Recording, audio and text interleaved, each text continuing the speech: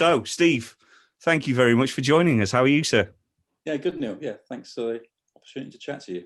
Yeah, you're very welcome. So, this came out of me doing a podcast a few weeks ago, and we were talking about bluefin tuna and them coming back to our shores. And you reached out to me and said, "Look, there's some interesting stuff happening. Let's have a chat." And we had a phone call. And I'm fascinated. The subject absolutely fascinates me as a traveling angler who's had to go worldwide in search of big game fishing to have these fish coming to our shores. And it's a childhood thing as well. So being a northern boy and taking holidays in Whitby and Scarborough and seeing pictures of, black and white old timey fishermen with these huge tunas and just prehistoric tackle, and thinking, how the hell did they get that in? It's always fascinated me, and I've always wondered, did we overfish them? Why are they not here anymore? I wonder if they'll ever come back. And then we chatted, and you just filled in a lot of those blanks, and I really thought that'd be an interesting topic for us to get into. And just more anglers need to know about the work that you're doing. I need to know the story of it, and sort of, it's just fascinating. So, welcome along. Really, thank you for making the time. Let's get into your organisation. Let's talk about what it is and what the aims are. Sure. Yeah. So these fish appeared in numbers. I mean, they've been odd fish really from sort of 2012, 2013 again. But really, it was 2016 where in the southwest they just sort of arrived and sort of parked themselves there, and I got to see that and get involved in it in the first year, and it was okay. Wow, this is incredible. Like you said, I've spent my life trying to see big fish at a lot of expense, a lot of time on aircraft, a lot of blank days, a lot of trolling around the oceans, and to have them here, to smell the oil, and as you left Falmouth and to see the oil slicks, fantastic. And then I thought, oh, I'd make it a one-off. It's great, and then the fish came back again in 17, and I thought, well. I started doing some research, and the numbers are picking up, and the story was like not at all what I thought it would be. You hear about endangered bluefin and stuff, and I thought, well, this is potentially something we should look at. Why are we not able to look at a recreational fishery in the UK? So we did some digging, and okay, well, there's a whole series of things we would have to do to sort of prove our case and to put a fishery, live release fishery in place. I looked around and no one, I thought, must show you the Angling Trust or some of the associations, the clubs are doing it, and no one was. And I just sort of semi-retired about 3 months, well, in mid-2016, so I had the time. So I started putting stuff together. I went to I spoke to a lot of skippers that I knew, colleagues, friends of mine in the Sport Fishing Club of the British Isles I belong to. I'm a conservation officer for that club. And we said, yeah, we should try and do something about this. So I pitched it to the Angling Trust but what I did need, which I didn't have, was sort of the ability to open those doors to the people that make the decisions. I've never been involved in any kind of campaigning around a fishery issue before. So I thought if anybody's going to have any expertise, it'll be the Angling Trust. So I went to them, I pitched them over a couple of meetings, and they said, yep, we love it, we get on board. And they've certainly opened a lot of doors for me. So Bluefin Tuna UK is basically me and a couple of guys we work with from the Sport Fishing Club of the British Isles, and we have the support of the Angling Trust. We have something like 60 individual skippers we work with, as well as the Professional Boatmen's Association, several clubs, including the Shark Angling Club of Great Britain, the Angling Trades Association, a whole bunch of individuals. We've got some scientists to support us. So it's become sort of quite an open church, a broad church, if you like, with people from different backgrounds. And the aim is really to establish, or the initial aim and the end aim still is, to establish a recreational catch and release bluefin tuna fishery in the UK. And there's a whole series of things processes we have to go through to do that. You can't do it overnight, but that's the objective.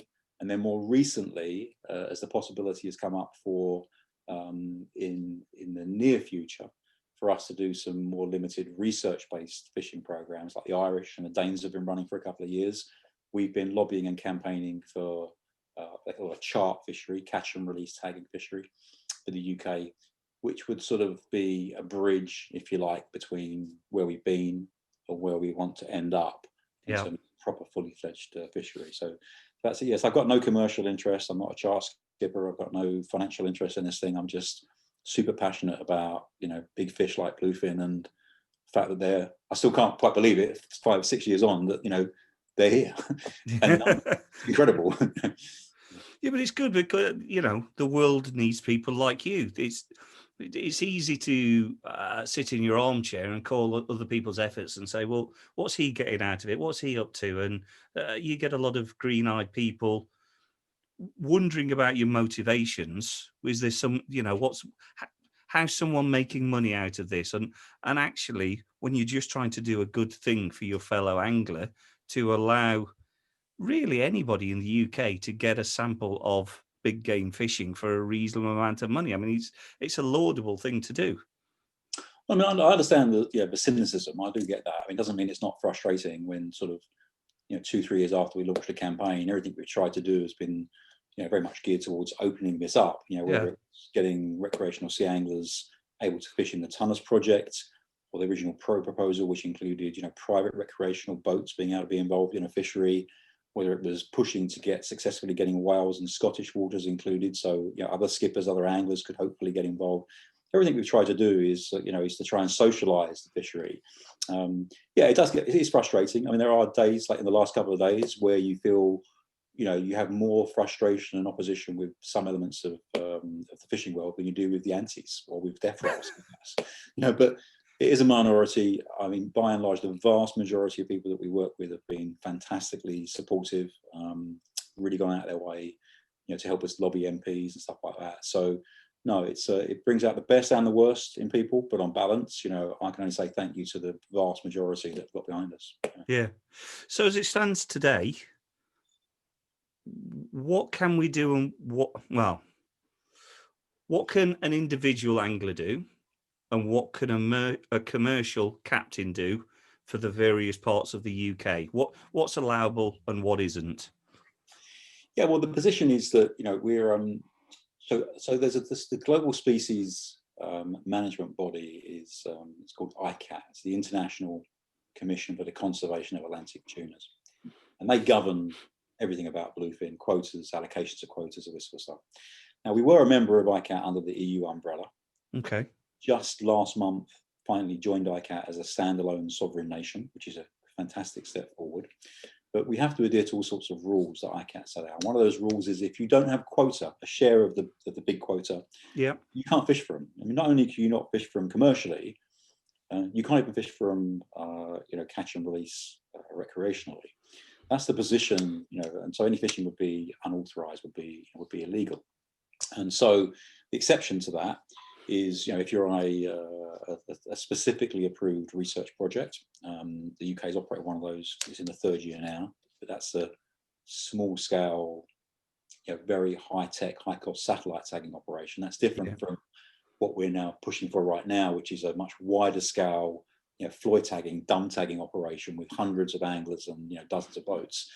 If you have either of those, then it authorises fishing. But otherwise, it's all unauthorized, and there's lots of bycatch. And there's people doing stuff out there which, we don't encourage. But I'm not going to condemn people for, going after bluefin when, they've been here for it's the 6th year they've been here in numbers, and the government still hasn't created a framework for, anglers to be able to access that fishery in a proper, controlled and regulated manner. So, it's I have sympathy for a lot of those frustrations, and we're doing our best to get us to a world where we don't have to have those issues, where we have a proper legal fishery. So. And I do want to circle back on that, because if people are going to do it, and then inevitably they are, it's too much of a temptation for some people. So I would like to talk to you about how you safely do it, best practice and stuff like that. As I say,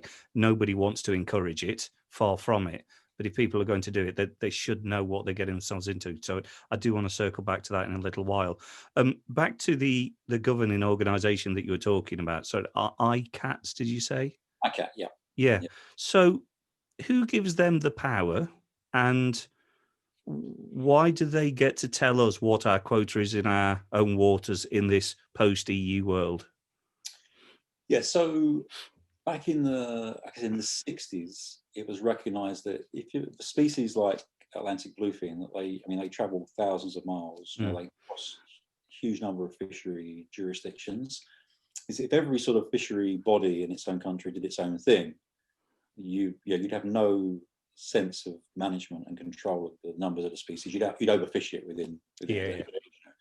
So, like a number of other species, they did this as well. But so ICAT was set up to basically create a sort of a global, but really we're talking about the North Atlantic for Atlantic bluefin tuna management body where everybody collaborates. There's 53 or 54 individual member countries and the EU 27. So over 75 nations have signed up to it. You have to be a UN member. It's an international treaty. There's no other fish on the planet that's subject to this, but that's because it's so valuable and it's so vulnerable, because the fish can be off of Cape Cod in June, and they're in the English Channel in November, or so you have to have that sort of global. It's quite common. There are a number of species where you have these sort of international management agreements, and if you sign up to it, you have to play by the rules. And every 3 years they negotiate quotas. We never had a quota in the UK. I mean, there's lots of myths about how we sold our quota when we joined the EU and so on. But we never had a quota because we never had the fish, right? There's kind of pointless having a quota for bluefin tuna. We didn't have any in our waters, in the 70s. And two, we also didn't have the specialised fleets to fish for them offshore. We never had a long lining fleet or a purse seine fleet that would have pursued them. So obviously things have changed. And as we can talk about this, I know you're interested in this, particularly the distribution of these fish has changed. And the time has come to think very differently about who has quota and how much of it they have and how they get to use it and stuff like that. So when I presume the thing with quotas is they're either done on an annual, biannual, or 4-yearly basis. Do we get to renegotiate that, or are we trying to agree some kind of special terms?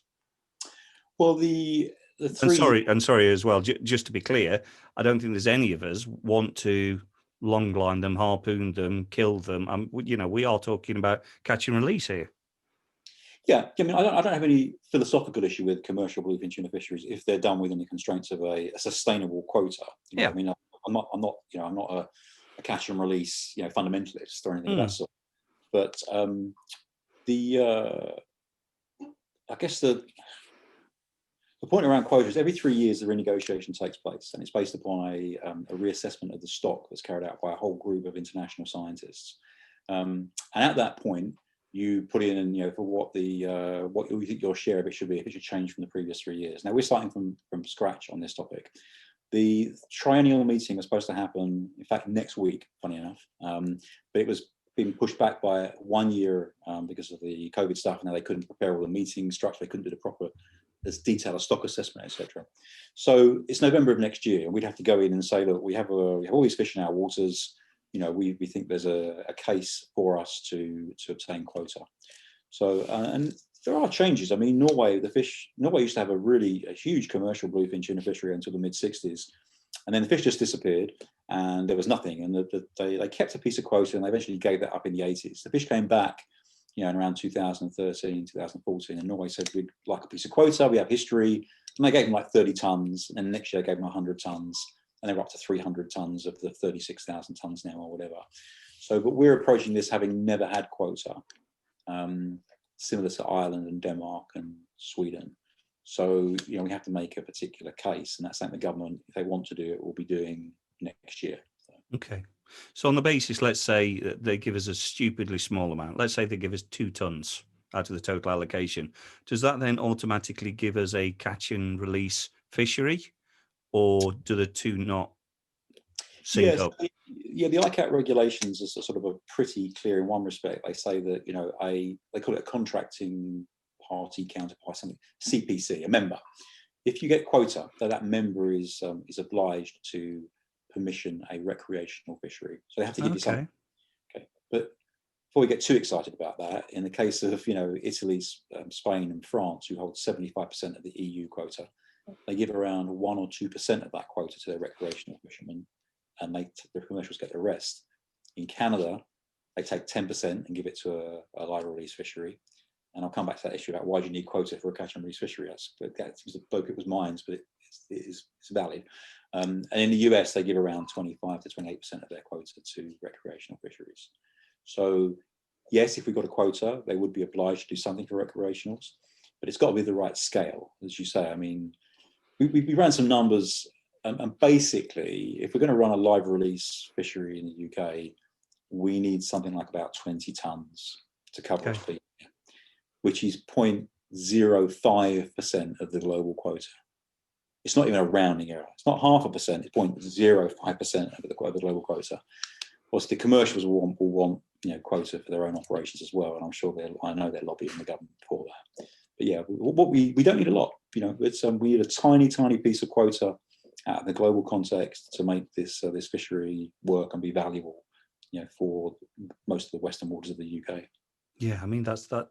It's a nothing, as you say, for the size of country that we are, and the fact that we're absolutely surrounded by sea. Asking for 0.5% is a bit of a nothing. But considering where we are with the rest of the EU, that 0.5% might be challenging. Where do you feel we're at in terms of success? And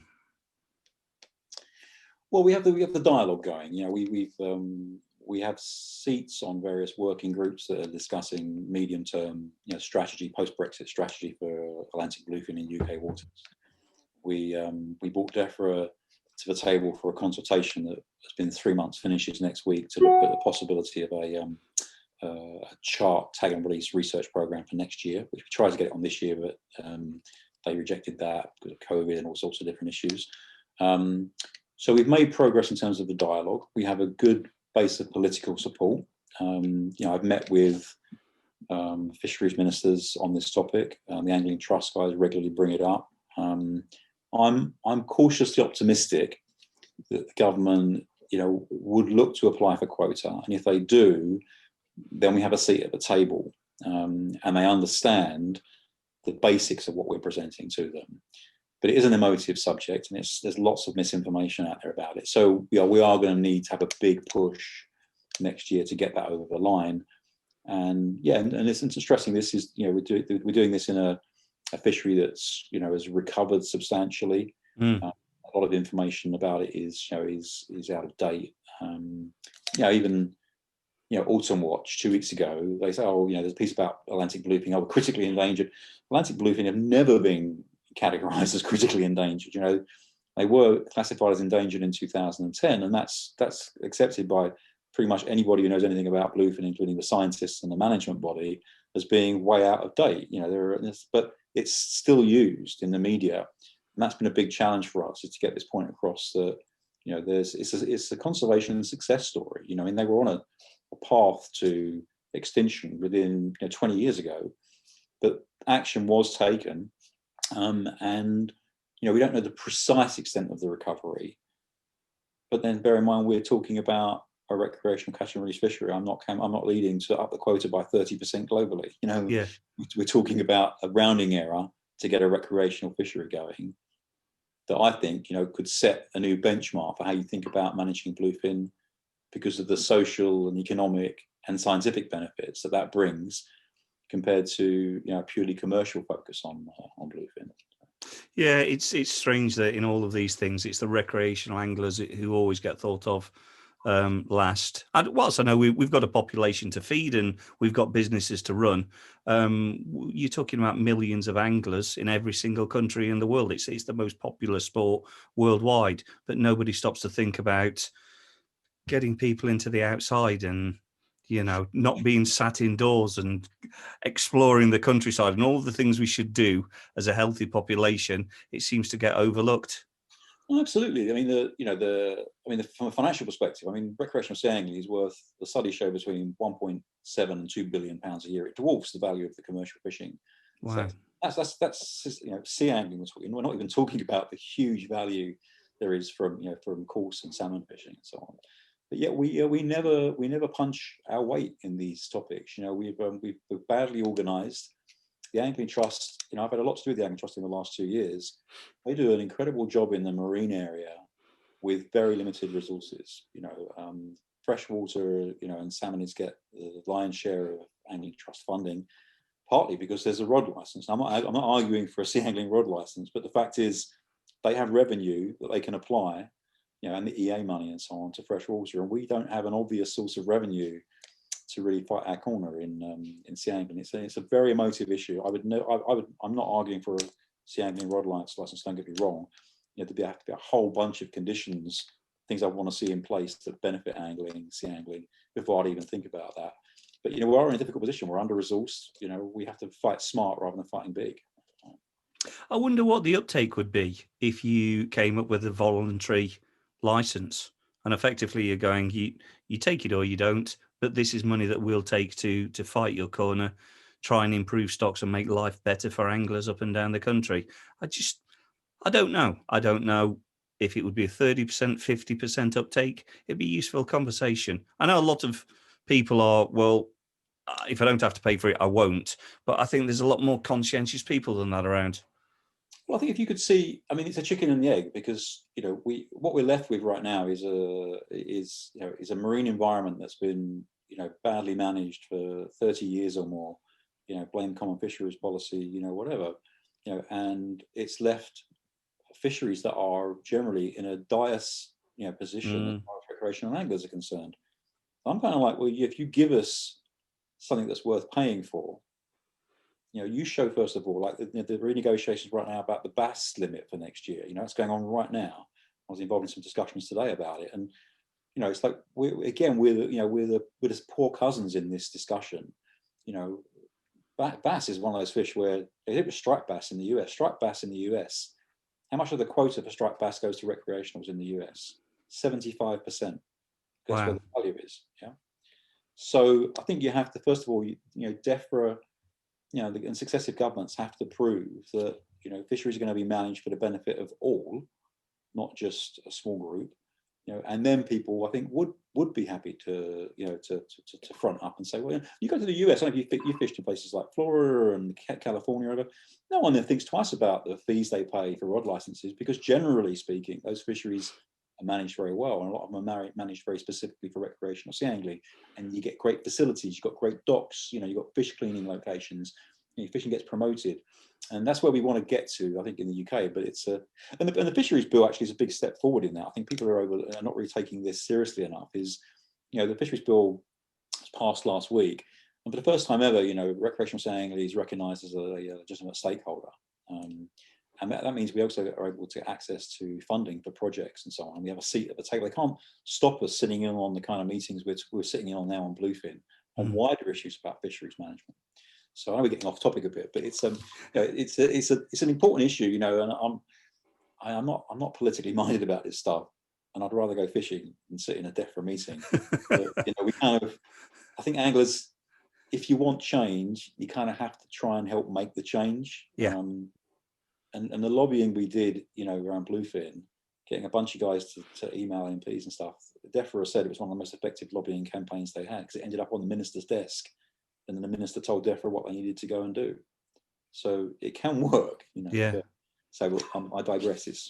No, not at all. I mean, that's the joys of having a long form conversation like this. It's just, and again, it's one of the fun things about running the podcast. I get to talk to really interesting people doing really interesting things, and you can start. You can start in at one point and end up somewhere else. So yeah, no problems at all with them digressing. One of the things you brought up then was the economics of it. So I've got to think that if we established a recreational fishery, it's got to have an impact on coastal areas, and it's got to have an impact in places where that could do with economic redevelopment. Have you done any work into what that might be like? Any models or studies? Well, we have to go on, because we can't run surveys on non-existent fisheries. I mean, you can do, but they're just too theoretical. And we have a sense of sort of back of an envelope numbers. Okay, if we've got X amount of charter boats, we think the season could be X. You can charge Y. Fishery could be worth roughly this much. But then, really what you have to do is you have to look at examples overseas of where you've had some comparable events. And that there's one that's actually really comparable, which is in Hatteras on the Outer Banks in the US. And some of you guys may watch, Wicked Tuna North versus South. Well, the North versus South one is filmed in the Outer Banks off of Hatteras. And there was no bluefin tuna winter fishery there. until 1994. And there's these long-term changes in currents, we now know, that brought the Gulf Stream a bit closer inshore, not much, like 20, 50 miles closer inshore. And these fishermen were suddenly finding bluefin, relatively close inshore on the Outer Banks in the winter. And so, in contrast to like 6 years to sort something out in the EU context, UK context, the US fisheries moved quota down to Hatteras for that winter to enable the fishery to operate. And those fish have been back there, all in numbers, all bar about 3 or 4 years since 1994. But it appeared overnight, a bit like the southwest of the UK. And 3 years into the fishery, University of Texas led a study to look at the economic value. And it was everything like, obviously there's charter boat fees, but those guys travel into the area, they stay in hotels and bed and breakfast, they use restaurants, they buy fuel, they might buy stuff from local tackle shops. Private boats were paying launching fees, fuel again, all this sort of stuff. And because of the local taxation system in the US, state taxes, there was taxation revenue. So basically they looked at this, and it's Hatteras had 3 marinas in it. And 3 years after the fishery sort of turned up, that fishery was calculated to be worth $5.5 million to one town. Mm. And in Canada, they looked at a study where they said, well, if we're going to give 10% of our quota to facilitate a recreational catch and release fishery, let's look at what the economics are of that. And in short, I can't get into more detail if you like, but in short, they concluded that on a per ton basis, recreationally caught fish were worth between 6 and 10 times what a commercially caught and killed fish was worth. So, and that's because you have to work on a mortality quota. It's quite technical, but apart from the immediate value of charters versus a dead fish, you've also got all these tourism dividends as well. Mm. So there are studies that show this, and I know the Irish. I filled out a survey myself. I fished in Ireland last year on their research program. We filled out an economic survey asking where'd you come from, how much money you spend, how long you're staying, all this sort of thing. Yeah, Danes are running a study as well based upon their fishery. If we get a chart fishery, this research program for next year, then we really should run that sort of survey alongside it to see what the value is. But like you say, these are also some of the most economically challenged parts of the UK. GDP per capita was pretty grim before COVID, and a lot of these tourism businesses are absolutely on their last knockings. yeah. So if you could do something which puts an extra 10 to 30,000 pounds of headline revenue into a skipper's pocket through a program like this, for many guys, that's absolutely the difference between surviving and not surviving. And then obviously it grows over time. And I mean, it's a world-class fishery. I mean, I think people will still think that there's a few odd tuna and we get an odd Facebook post here and there.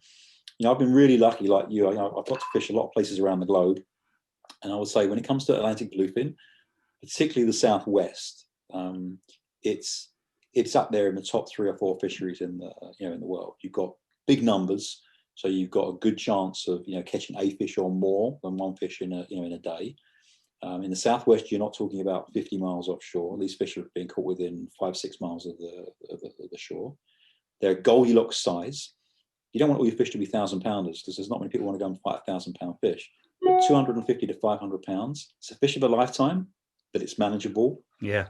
Sustainable. These fish can survive these sort of fights, And you've got the tourism infrastructure there. You've got a very long season compared to elsewhere. Fish arrive in July. You can still catch them in November. So it ticks all of these boxes. I mean, we would have people coming. I get emails from guys, literally all over the world who say, "Can I come to the UK and catch bluefin?" I say, "No, you can't. Give us a year." But let alone what it means for local fishermen, for our own guys. Well, it's not just the fishermen; it's the whole local infrastructure, because everybody wants a breakfast in the morning, everybody wants to take sandwiches out on the boat, everybody wants dinner in the evening, nice restaurants, nice bars. The people who are likely to fly in from overseas are going to want a certain lifestyle when they arrive, and it's just a boost in the on for all of the economy. It's just a win for the whole area. So the southwest's good. We know that. We know that around Ireland it's good.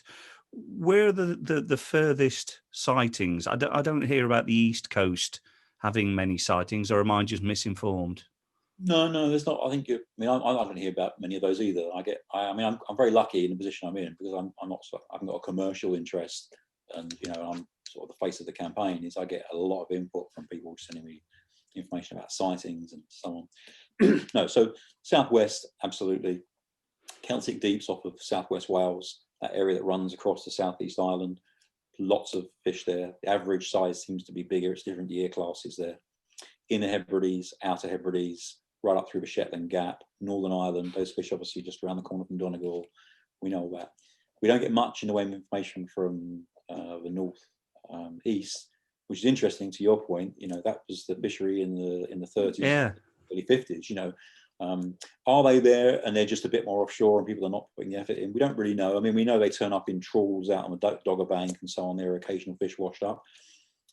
There are. I'm pretty sure there are fish in the North Atlantic. There are tons of them just across in the Skagerrak between Denmark and Sweden. They're running big programs. They're catching dozens of fish there every year. So they could well be there, but maybe it's just not in the numbers and not as accessible. What Southwest is like. It's like Piccadilly Circus out there in August, and so there's going to be a lot of fishing. And this year, it's different. I mean, this year we you may have seen the videos of for Brighton, there's fish busting that do look like tuna. I mean, you can't tell 100%. Fish washed up in Chichester Harbour. There was last week a 100-pounder small fish turned up on the beach in Folkestone. So what happened this year, we think, was it kind of brings us to this issue about the why are they here? Yeah.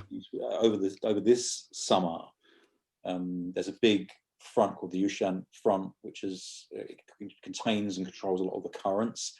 And that's been like the limit for the advance of bluefin up the channel.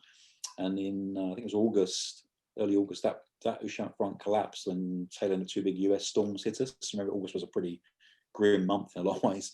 And when you look at all the satellite imagery, we run a lot of stuff. We look at a lot of this information. You had this proper Atlantic water, different salinity, different temperature, creating temperature breaks, which create an awful lot of life, phytoplankton and stuff that feeds on them and then feeds on them. So you basically had an environment moving up the channel, which you haven't had the last 4 or 5 years. And that's why we think these fish were appearing much further east. And interestingly, at the same time, people were saying they weren't quite the concentrations of them off of Cornwall and Devon that we've seen previously. So they were just more spread out. But yeah, they're all over the place. I mean, I've got guys in the Channel Islands who talk to me regularly about huge schools of fish, off of Jersey and Guernsey as well.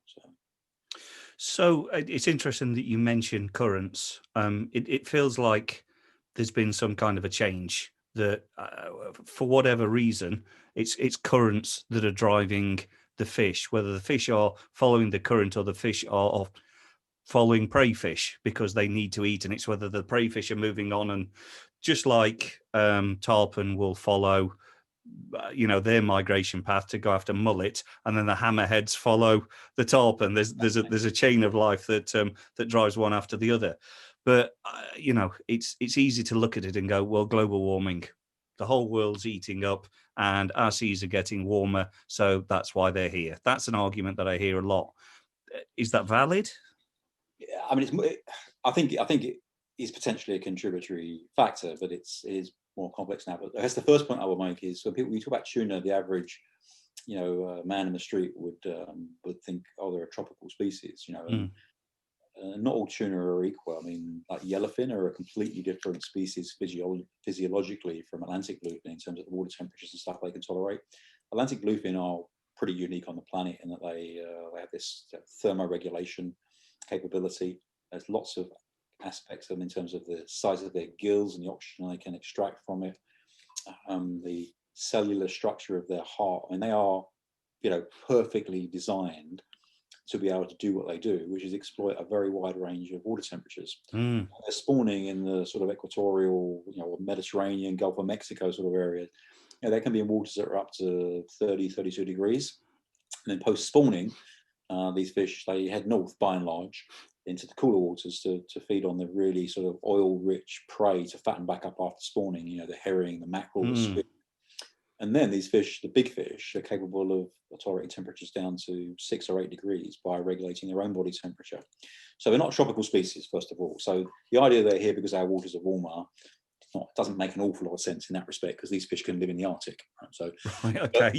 But what is the case is that and we don't really know why they're here for sure, but a theory that's gaining a lot of credence amongst scientists is that these long-term cycles in the North Atlantic current. So people talk about the Atlantic multi-decadal oscillation, the NAO, and there's all these things all these cycles that exist in the North Atlantic, and they go in cycles. They go in very long cycles, and we've got data, we can access going back a couple of hundred years that shows that you have these phases, and we talk of them as being warm phases and cool phases, but it's more complicated than that. Okay. There is a water temperature bias to it, and that changes what as you say, what the phytoplankton generation is and what the fish that feed on them are, and that whole chain, that whole food chain thing, and at the top of it you've got the apex predators. Yeah. So if you look at fishery talked about in Whitby and so on, I mean that coincided along with the Norwegian commercial fishery around 1925 to, in Norway's case, 1963. And that was a warm phase. And you can pull all the charts up on this, you just Google it, AMO stuff, and you'll see the warm phase. And these fish were much further in their autumn migrations into the Northeast Atlantic. And then in the mid-60s, we entered a cooler phase, and we didn't see any bluefin in the far Northeast Atlantic in the autumn. And then around in the 2000s or so, things seemed to change again, and we're in a warm phase, and these are 20 to 40 year cycles. So we may be 20 years into it, but what may be happening as well is that global warming of the sea temperatures is sort of exacerbating that situation. A good friend of mine, Dr. Simon Thomas, is a marine biologist. He's a great angler. He's a skipper. He's been working on blue shark data for the last 10, 15 years. He's got 100,000 blue shark capture numbers, runs them against all this kind of long-term, that's over 40 years. He's got numbers from going back from the Shark Angling Club. And again, you look at the correlation of the presence of blue sharks in 1 year to the next year, and it actually matches up pretty closely with a lot of this environmental stuff that we're talking about. And it's a big study point a lot of people think about in terms of global warming, so that's getting funding for research, but it's about more than that in the Northeast Atlantic.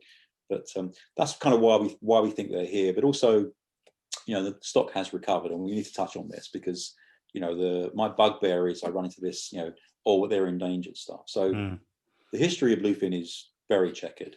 But to cut a long story short, post World War II, Japanese started eating red tuna. Before that, it was the peasants' fish. Long range, deep freeze fishing boats at sea for months on end. The rise of sushi culture in Japan as it became an economic powerhouse. And the export of that sushi culture, all these things drove the demand for Atlantic bluefin through the roof. And ICAP weren't doing a very good job in their early days of managing this. So really from the 1970s, the stock just began to plummet. And that was exacerbated by things like the development of tuna farms in the Mediterranean. We now know, for example, that from 1997 to about 2005, something like 50 to 60,000 tons of Atlantic bluefin were being taken when the quota was actually about 30,000 tons. Okay. Massive overfishing, stocks collapsed. They were on their path to extinction. 2007, ICAP finally got their act together, and they launched a 15-year recovery plan for the Eastern Atlantic and Mediterranean stock, which is it's important to know that's about 90% of the global stock is like the stuff on our side of the pond, and the US and Canadian fishery is more like 7 to 10% of the stock. They launched this recovery plan, and it did bear fruit. But by 2010, this wasn't yet proven to be turning around. So the IUCN, the guys who run the red list that actually put all these critically endangered labels out on fish, in 2010 they ran an assessment. And they said Atlantic bluefin tuna are endangered globally, and they were. And we didn't know if the recovery plan was going to work. But within 4 to 5 years, it was pretty clear that something was changing, that the numbers had bottomed out and they've turned up quite sharply. And as early as 2015, the IUCN issued another assessment on that 90% of the stock this time, and they marked it 2 notches better than endangered. So, the endangered number is, it's 10 years old. The quotas have been tripled since 2010 in response to the rising stocks. There are some concerns about the precise extent of the recovery, but the central case modelling they do suggests that between 2010 and 2017, the stock probably doubled. And the one they just published in September of this year that suggested that the stock had increased again. It went from 250 to 550. And the last modelling said 750,000 tonnes. There's massive caveats around that, but the point is there has been a big recovery, and we don't need to be too concerned. If quotas are managed effectively, that we're pursuing a fish that is in trouble anymore. Got to keep an eye on it, make sure we don't kill all the mackerel and stuff they feed on. But it's a conservation success story.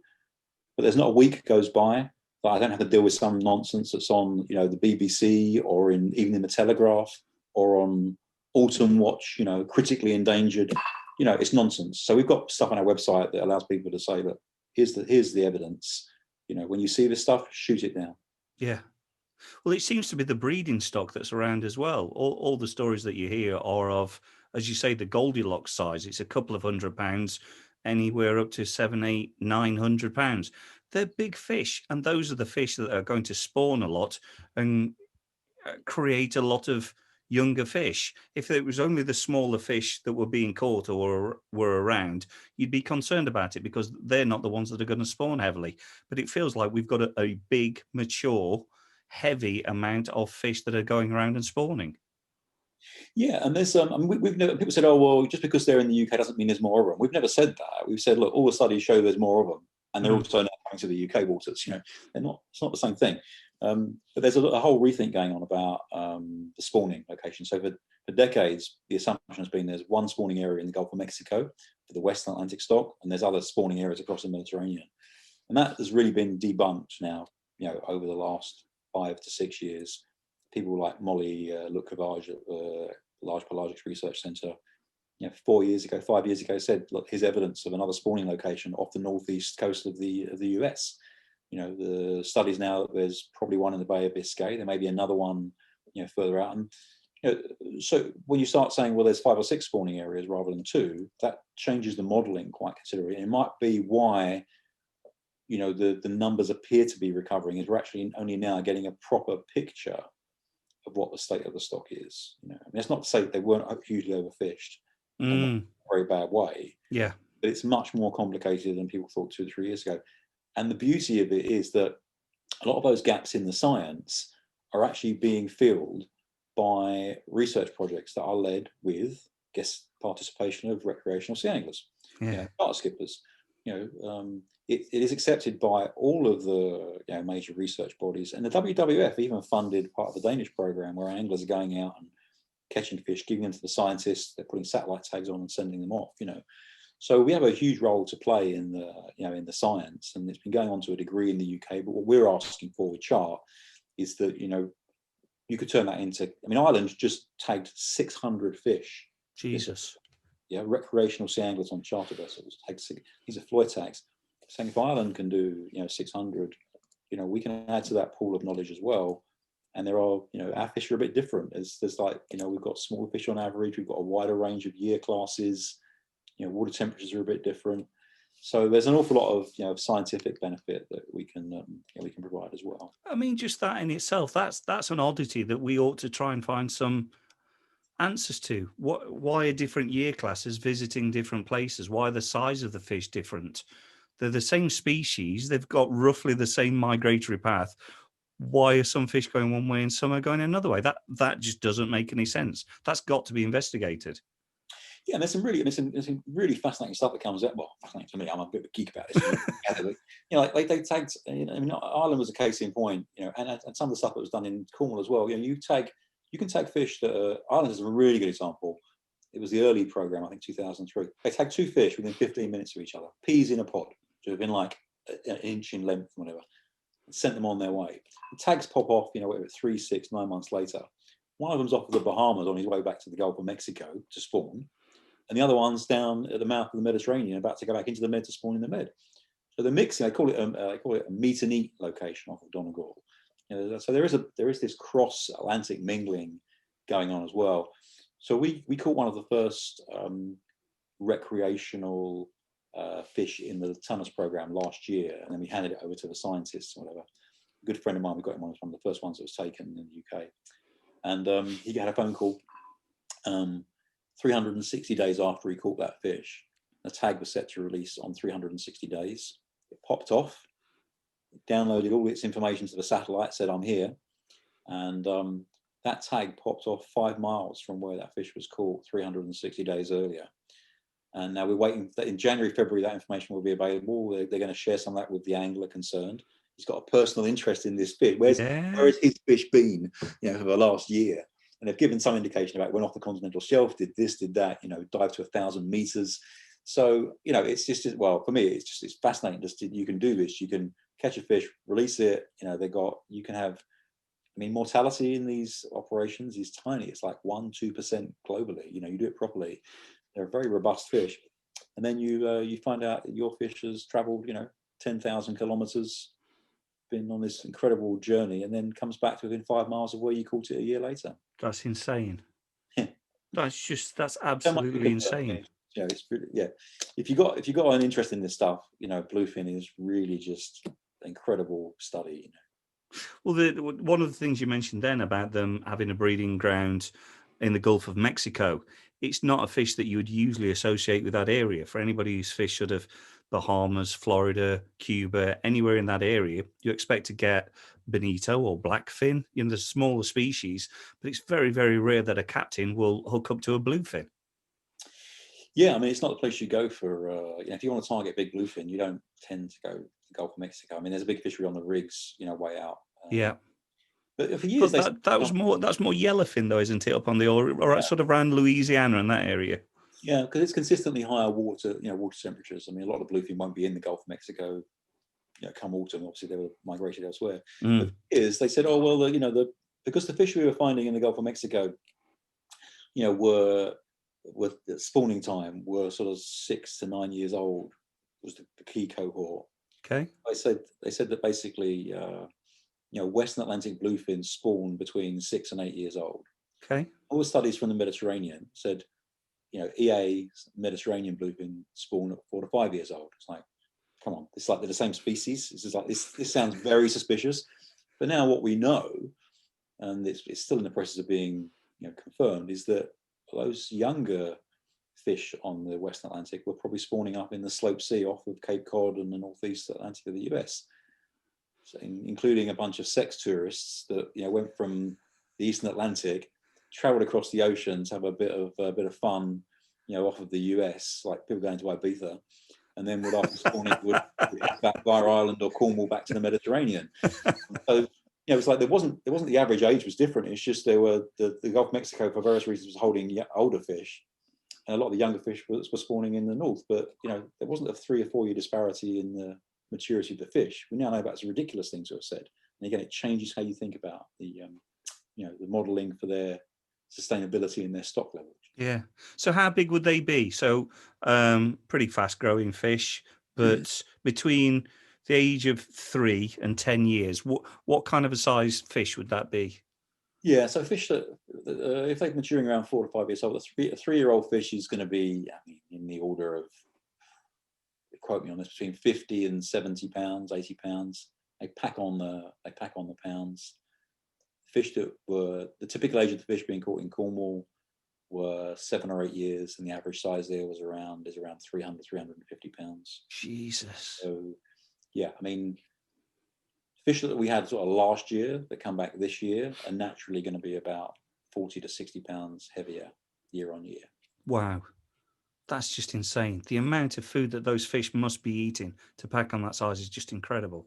Yeah, well, it's another reason why we need to study them, because there is a genuine issue about if you've got tens of thousands of these in your water, what impact are they having on your pelagic stocks? That's a value, because if you're inshore mackerel fisherman, you're being stripped regularly by bluefin. Well, you're starting to get to a stage where you look at the Americans with deer. Whilst it's great to have deer around, if you leave them unchecked, they'll eat themselves into a situation where they're starving, and all of that feeds into the quotas, I guess. If you just leave them to be underfished, they'll tear up everything in the sea. Yeah. There's the biggest threat. One of the biggest threats they probably face is the destruction of their prey. Super trawlers are obviously a very emotive topic, and one argument is, well, if they're only taking the quota and the quota level, is a sensible quota level, then what's the problem? But my issue with that is that, they're taking it in a very concentrated fashion. It's like you're suddenly taking a piece of the ocean and you're emptying it of the prey species in that area. And we have no idea what that means in terms of the local ecology. I say local, you could be talking about areas that, like the whole English Channel could be impacted by this. We just don't know. It's saying like it's the whole like live wrasse fishery. They're taking all these wrasse out of Cornwall and sending them to Scottish salmon farms, and yet no one's done any analysis to say, well, if you take out half the wrasse on a reef in Cornwall, we have no idea what that means, for the ecology of that reef, reproductive cycle of those fish. So I think super trawls are a really big issue, and more broadly, if we do overfish, all these prey species, then obviously bluefin numbers won't be able to be sustained at the level they've come back to. So no, indeed. So we've talked about the science. Let's talk about the fun stuff. So sorry about that. No. Genuinely, I find it fascinating, and it's nice to be able to get to what the truth is, because there's so many rumors, half-truths, people chatting down the pub, and it's nice to be able to get some real facts on it and understand the truth behind what the situation is. So genuinely, thank you for that. That has been very interesting. But it would be remiss of me not to, on behalf of the viewers, talk about what it's like to hook up to a £300 tuna. I mean, that's not it sounds ridiculous. If you look at British fishing and you go back 10 years and you talk about a £300 fish, you're going, well, there isn't a fish that swims around in that. Yeah, maybe a species of shark at the top end, but I can't think of a £300 fish 10 years ago that you could go and target. And now we're talking about a £300 fish being reasonably achievable if we get the quotas that we want and, the things that we're trying to aim towards. A normal person could go out, pay money to a charter captain and stand a chance of catching a £300 fish. That's mind-blowing for most anglers. So what's it like? Well, it's like being strapped on the back of a Formula One car, and your legs turn to jelly. The real screams, the adrenaline surge is just is incredible, and the fight. I mean, bluefin are incredibly powerful fish. I mean, it's 90% red muscle. They're superbly powerful fish. They run at 30, 40, 50 mile an hour. Just before you go on, it's for people who haven't, filleted a fish, because, in the right place, right time, we can harvest fish to eat. What's the importance of the red muscle? Because some people might not have actually seen inside a fish. Yeah, it's its ability to contain, higher levels of oxygen reserves. It's much more efficient at converting, food and oxygen and chemicals into energy. So it gives them this ability to have these real bursts of speed.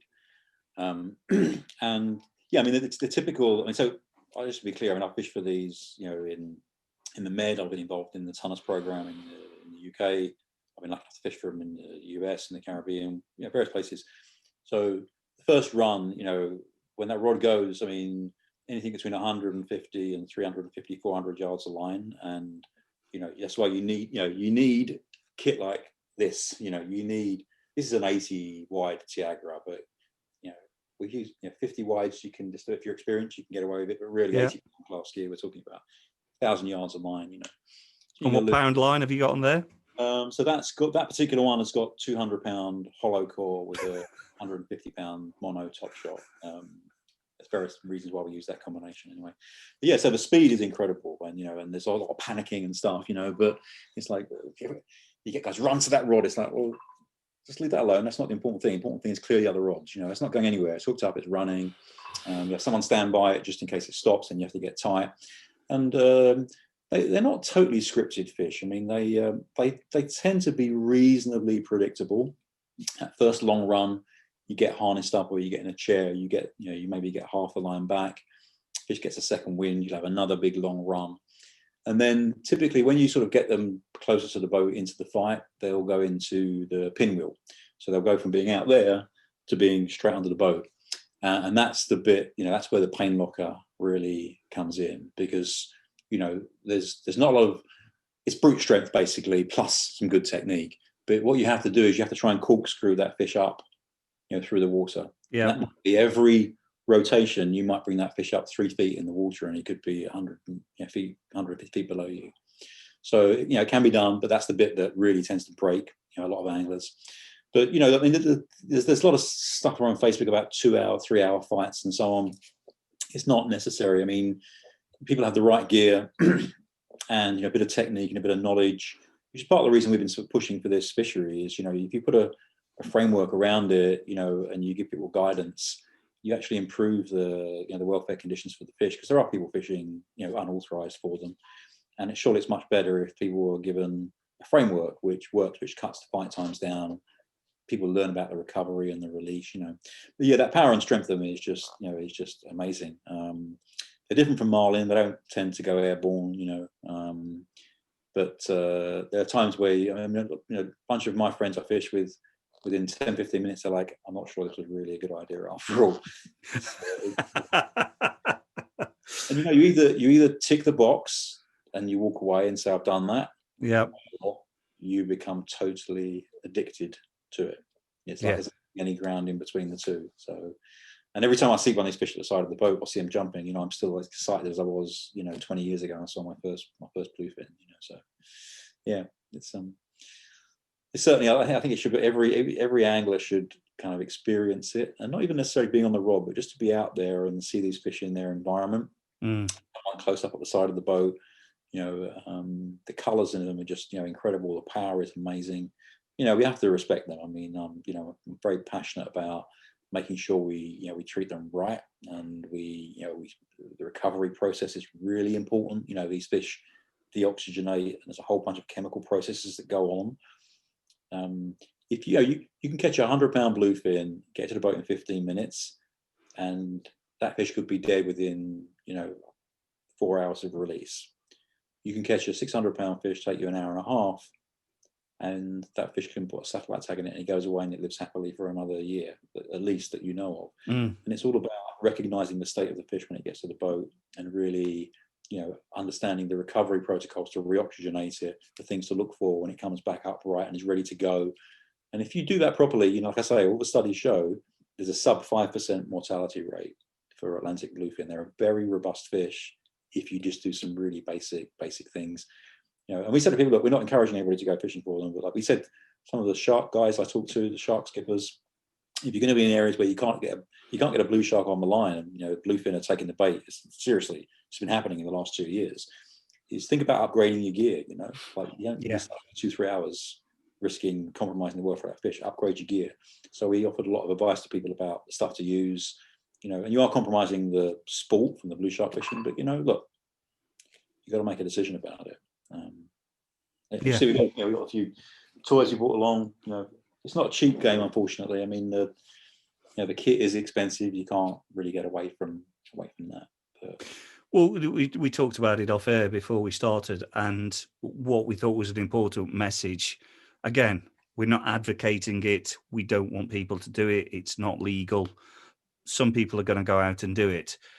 For the love of God, don't think that you can, you've caught a few tuna elsewhere and you think you can turn up with a 30-pound class rod, a vertical jig, and you've got some chance of getting them in, because it's not fair on the fish, and you're going to end up with broken tackle or a dead fish at the side of the boat. So if you go, it is expensive. You're absolutely right. But if you're going to do it, at least do it right. Get the right tackle and learn how to revive the fish. Yeah, so in the consultation, we're working on this consultation right now for a possible research program next year. And one of the things that's incorporated in that is sort of minimum tackle requirements, like they have in Ireland and Denmark and Sweden in their programs.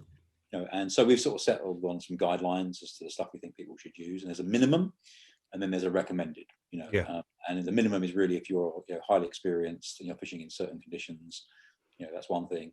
If you're not, then go for the next set of gear. But we're saying to people, really, 80 wide type reels. 80-pound class, stand-up rods. 50-pound rods don't cut the mustard. 50 wide reels, a lot of fish been caught on 50 wide reels, and what they call 50-80 rods that are like sit between the two. Yeah. But we published a piece in Saltwater Boat Angling magazine, which was like, if you do hook up, accidentally, or you put yourself in a position where you're thinking, "Wish I had done this," then here were some tips about what you need to do. It's like keep applying pressure, use the boat, get the fish to the boat in a certain way, is how you want to think about using the boat when you lead the fish, that kind of stuff. To really say, look, we're not encouraging you, but the reality is it's happening one way or another, bycatch. And we just want to get the message out there that don't follow the fish around with no drag on it. You'll be there for 5 hours if you do that. Yeah. It's short pumps. This is the pinwheel. Say you work with the pinwheel, that kind of stuff. So, yeah. So, do you back down to the fish when you're working on the scientific programs, or do you just stand and fight? Generally, don't back down. These fish, when they're in the pinwheel and they're difficult to bring up, if you try and sort of go away from the fish to get an angle to plane it up, the fish just tends to come straight back under the boat anyway. If the fish is, I was thinking more when they've done that initial run. Let's say they're sort of 400 or 500 yards away. Anyone who's done any marlin fishing, you've seen, the back of the boat with spray and spume coming over, and water's pouring over the back of the boat. I presume there's none of that. But the problem with that is that, I've had this with friends of mine, is that the moment you start backing down, or if the fish is running forwards, you're following it and fighting it from the side. You start doing that, the temptation of the angler is to go, oh, thank Christ for that, I'll have a bit of a break. and the rod unloads, and there's no pressure on the fish, and suddenly the fish is recovering at a pace that is faster than your recovery. And you're also, because you've got slack line in the water, you're increasing massively the risk of things like tail wrapping the fish. And once you tail wrap a fish, that's it. Like, it doesn't unwrap itself; it's gonna die. And you can mitigate that by keeping the rod loaded. So we say, even if you've got light gear, and you've been caught out, is like keep the rod loaded to the maximum that you can. Don't let up. Keep that pressure on. Try and fight the fish from 90 degrees. Try and turn the fish. But the backing down thing, it's a double-edged sword, to be perfectly honest. Yeah, it's not a style that has ever appealed to me anyway. I know a lot of friends who've gone out and done marlin fishing, and again, I'm not criticizing anybody who does it, because fishing's a broad church, and God go with anybody who picks a rod up. It's everybody should do the thing that makes them happy. But for me, when you start to back a boat up, it's the skipper who's doing the work, not you. If I'm going to fight a fish, it's me and my old fat body that's going to break the fish, not the guy who sat in the skipper's chair who's backing up at 10 knots. But as I say, each to their own. If that's what floats your boat, yeah, that's good right. for you. This thing about use a chair versus a rod holder versus stand up. There are guys who are physically just not going to be capable of fighting big stand up. And does that mean we should exclude them, or do you find a boat that's got a fighting chair, or you have really good rod holders, swivel rod holders, and they fight from the holder? There's each to his own, as long as the fish's sort of welfare and the avoidance of 2-3 hour fights is the primary issue. You get guys on a rod who clearly can't do the job. You kind of have to say sorry. We did, in the Tunnus UK program, we had a 30-minute limit, which doesn't sound like much, but we were fishing spreader bars, and spreader bars really cut the fight time down because of the drag they create. And after 30 minutes, if the recreational sea angler on board, the catching vessel hadn't got the fish to the boat, we take it off him and we finish it off ourselves. And it was quite handy to have that, because there were a couple of times where you stand over their shoulder and it's like, if you don't show me, in the next 2 minutes that you can do this, we're taking it off you. And it's amazing how suddenly people would dig deep and they get those reserves, and 4 minutes later the fish is at the side of the boat. So I think as well, some people have never pulled that hard on a fish. If you've never really put it to a fish and dragged hard, it's an unfamiliar feeling to know what tackle can do. And if you're fishing with an 80-pound class rod and 200-pound line, unless you're Brian Shaw, you're really going to struggle to snap that. You can give it pretty much anything that a man can give. Technique is really, and gear setup and technique are really important. They're more important than brute strength. There's a lady called Marsha Bierman, Bierman. Your viewers should Google. Marsha's like 5'2", and just wisdom, it would be difficult. 4'2", Lord of the Rings sort of thing. There's video of her fighting 600-pound marlin stand up and stuff like that. It can be done. Things like the setup of your harness. In Mallorca, we did a lot of experimentation on harnesses. We have guys who buy bucket harnesses. I've seen it in the UK, and then turn them into a kidney harness, and that's like the worst thing you can do. The whole thing is about using the biggest muscles in your body, which are your quads. the straps being an inch longer or an inch shorter, the pad being an inch higher or an inch lower, transfers completely the muscles you're using to fight that fish. Mm. Suddenly, you've got a pain in your lower back. You get a proper bucket harness set up to stand up. You don't tend to have problems with your back. You don't use your arms. All this nonsense. You don't do that. You're using your quads. The only thing that should hurt the next day is your calves, your quads, your ankles, your instep, that kind of stuff. So yeah, the little details like that really, really important to get right. It makes a what will be a 1 hour fight into a 30-minute fight. Yeah, indeed, and that's the important bit. It's making sure. I presume it's the buildup of lactate acid that's the problem for the fish. Yeah, I mean, lactate is one issue. There's things like potassium levels. The cell structure starts to break down. You're going to get me on that science stuff again if you're not careful. But, Sorry. but yeah, basically, there's a process that begins. They have 2 stages. They have a sprint stage. Yeah. When it's they're burning a lot of oxygen reserves, and then they go into a sort of a jog phase. And so, in terms of burn, you read about tuna being burnt and stuff. Mm. What happens is that first stage process starts and it doesn't get reversed, then the fish dies, and the burn occurs after the fish is dead, but it's a process that's begun before. So interestingly, longline caught fish, yellowfin, for example, especially premium over other types of catching, because on a long line they get hooked, they go crazy for a bit, and they sit there for a couple of hours before they come and get picked up. Yeah. So, it stops all those processes in their body, But yeah, it's lactate, potassium, calcium levels. But a lot of that stuff goes really bad in the first 20 minutes and then starts to level off. And that's why I say if you really reoxygenate them properly at the side of the boat, the right speed, everything, you stop those processes, you reverse those processes. And that's where you get these very good survival rates. It's easy to get it wrong, but it's also very easy to get it right. Mm. So I presume once you've got them alongside, it's a gaff through lower jaw, pull them at the side of the boat, or... Sorry, I can see you grimacing at that. I do see. I've seen this on Facebook, and I called a few guys up and said, "Why exactly did you do it?" He said, "Well, we had to swim it," and it's like, okay, you've got like a 300-pound leader. You've just fought this fish for whatever 40 minutes at full speed. You think you can't tow it on the leader, for 15, 20 minutes to reoxygenate it? You've got to stick a gaff in it. I mean, there comes a point where you say, "Well, I've got to get the hook out." And you've got to take the tension off for that reason. But even then, you start to say, well, given all the studies, the fish is hooked in the scissors, are you going to do more damage sticking a gaff in the chin than you are leaving the hook in the fish? And you've got to think about all these things. Every case needs to look at its own merits. And there are these giant-sized boga grips you can get now, designed for big pelagics, which don't pierce a hole in them.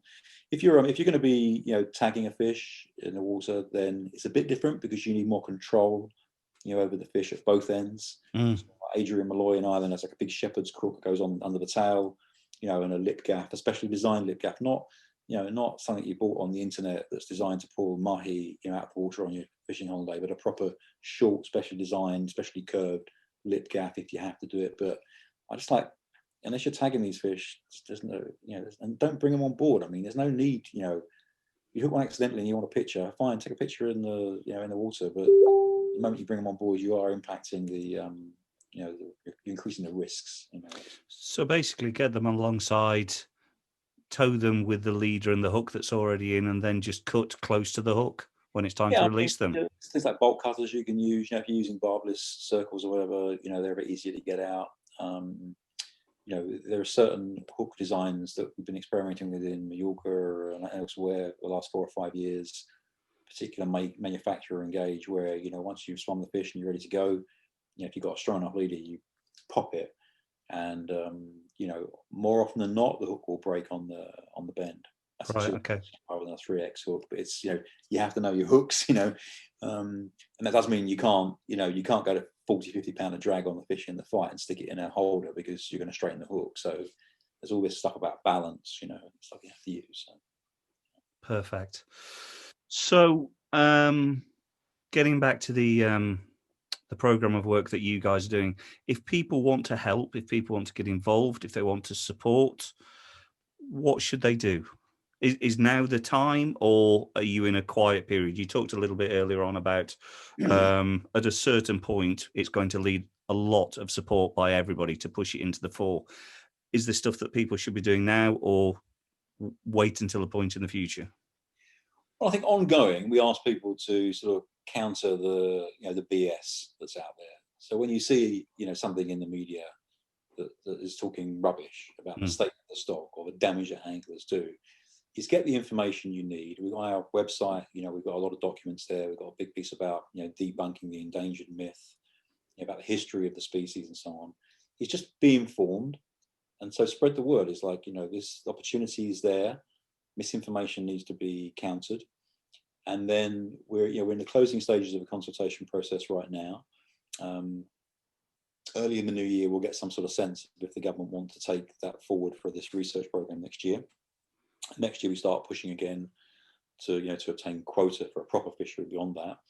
Is at some stage, we're going to come to people and say, look, you need, particularly if you're in a coastal, area, is basically we need you guys to just kind of remind your MPs that this is economically valuable, sustainable, scientifically valuable, and kind of everybody else seems to be doing it. I mean, places that got quota are obviously doing it, but countries that haven't got quota, like Ireland and Denmark and Sweden, are operating chart programs. So, there isn't really any valid excuse as to why the UK shouldn't join them. And if we get it right, we can really show like this is the world-class benchmark, of how you do it. I think about recreational sea angling. It's something some of the guys in the Angling Trust about is, what are the merits of it? And I say, look, it's a three-legged stool, and you've got the economic benefits. We know it's like 1.82 billion a year of economic value from recreational sea angling. That shouldn't be sniffed at or ignored. Bluefin tuna can add to that, considerably.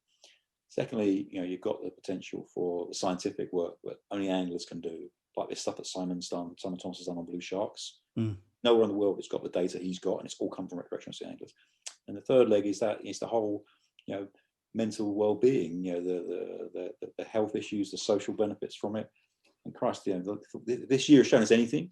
It's like those merits of fishing, whether you're on a bank, in the early morning mist, or whether you're 20 miles offshore on a wreck, those benefits are huge, and we shouldn't forget that when we campaign for all forms of angling, really. No, I mean, absolutely. I've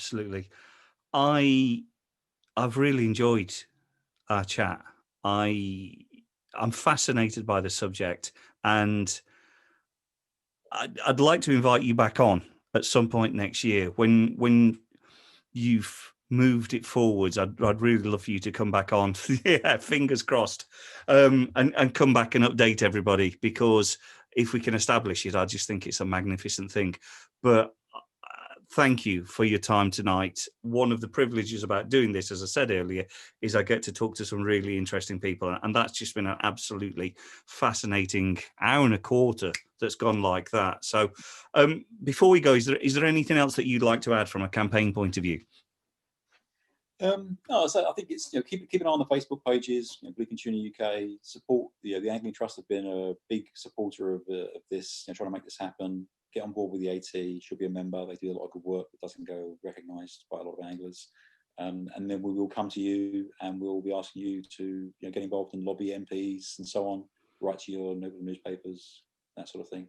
So yeah, just keep in touch. There'll be a rallying cry at various points in the next 6 to 12 months. But no, I've really enjoyed it, and it was great. It's thanks for the chance to chat. And I'm sorry I got so geeky about all the science stuff. But when you get me in front of a camera and ask me some questions, there's a lot of really interesting stuff I want to talk about. So. No, I mean, talking about the ecology of fishing is as interesting as actually talking about the nuts and bolts of it. And as I say, the whole point of having this platform was to talk to people who aren't just interested in, well, if I tie this rig and then I add this onto the end of it and it balances the rig, and all that's very interesting, but there's a million and one other podcasts that are out there doing it and talking about the technicalities. The great thing about this platform is that we can talk about things that maybe other people aren't, and that's a prime example of it. So if we as a platform and our viewers can do anything to help further the cause, well, it's a privilege to be able to do it. So genuinely, thank you for coming on. Really appreciate your time, and keep in touch. No, thank you, Neil. It's been great, and good luck with the podcast. Yeah, thanks. Appreciate it. Cheers, Steve. Bye. Okay.